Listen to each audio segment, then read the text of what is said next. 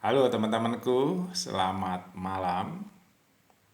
Teman-teman di daerah saya hari ini malam hari, ya, saya coba mau ngobrol.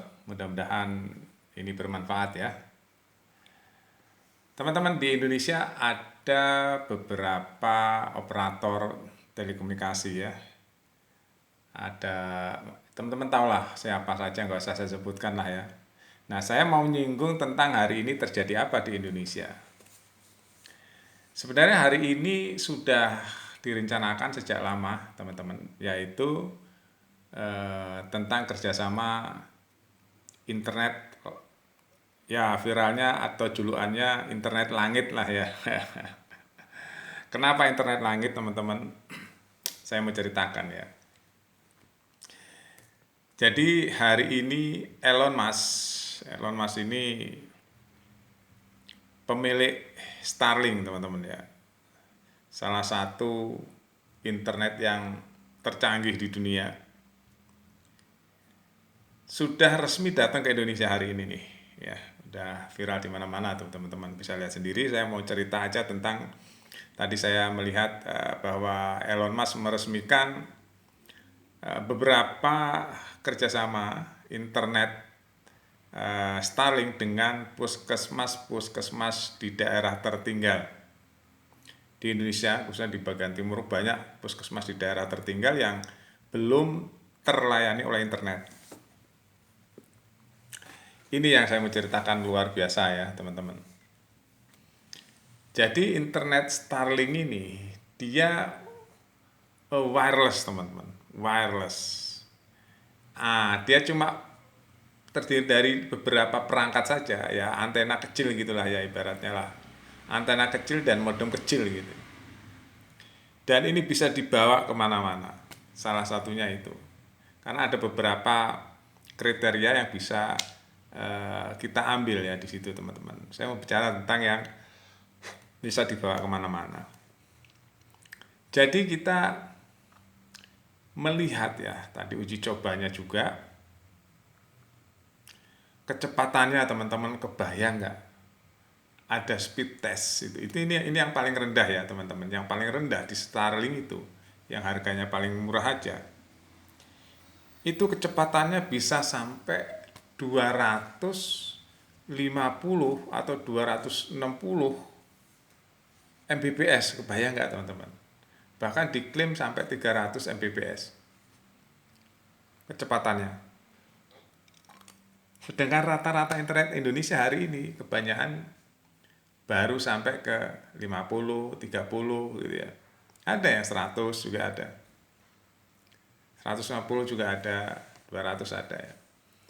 Tapi ini internet Starlink ini, teman, ini benar-benar infrastrukturnya benar-benar langsung ke satelit, karena satelit Starlink ini paling rendah di antara satelit-satelit telekomunikasi yang lain. Kurang lebih hanya 500 km dari bumi, teman-teman. Ini paling rendah. Kalau satelit lain kan bisa sampai 3000 km dari bumi.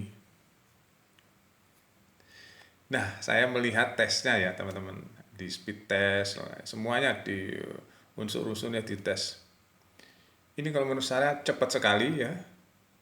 Bahkan ada tes di apa itu namanya penangkapnya itu ya, antena yang bergerak sendiri itu mencari linknya, itu taruh di tanah dengan samping kanan kirinya gedung. Kalau seandainya nggak ada gedung, teman-teman, nggak ada penghalangnya, itu akan lebih, speednya akan lebih kencang lagi. Itu pun sampai 200 sekian Mbps.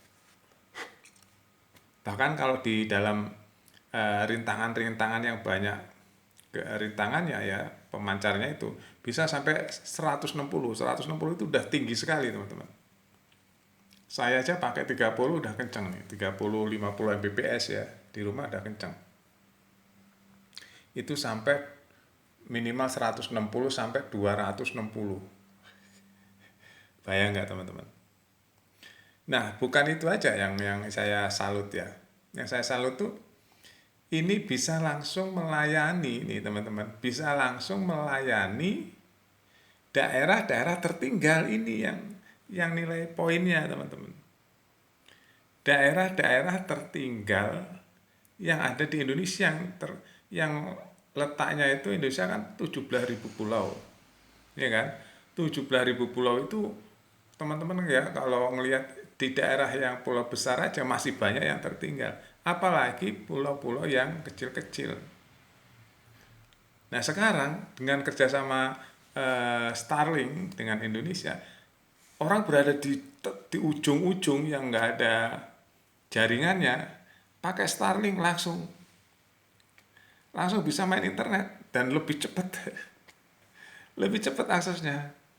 Ini terobosan luar biasa teman-teman, terobosan luar biasa.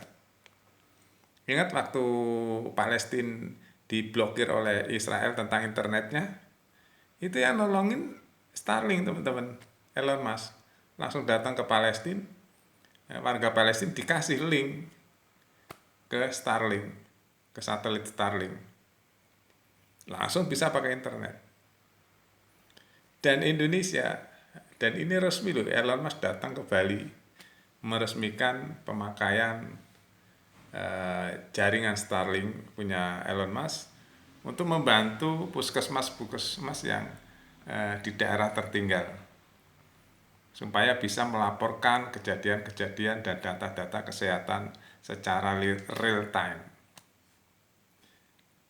Itu teman-teman ya. Jadi ini ya, siapapun sudah bisa beli teman-teman. Alatnya kalau nggak salah itu dia lumayan mahal juga sih alatnya ya. Lumayan mahal, tapi kalau institusi ya nggak mahalan dah. Kalau nggak salah berapa juta paling murah ya, 7,5 juta lah kalau nggak salah ya, itu paling murah. Terus per bulannya ada yang 750, ada yang ya itu kalau untuk institusi murah lah ya. Kalau untuk institusi kayak puskesmas kayak apa gitu nanti tanggung pemerintah kan, ya ujung-ujungnya gratis kan. Yang nanggung kan pemerintah tuh, daerah-daerah tertinggal semuanya itu. Dan itu sangat menguntungkan, kecepatannya itu luar biasa teman-teman. Ya nggak, kebayang nggak kalau pakai BTS. Kemarin aja Kominfo 8 triliun korupsi itu, hanya untuk membangun BTS yang nggak jalan, uangnya hilang 8 triliun.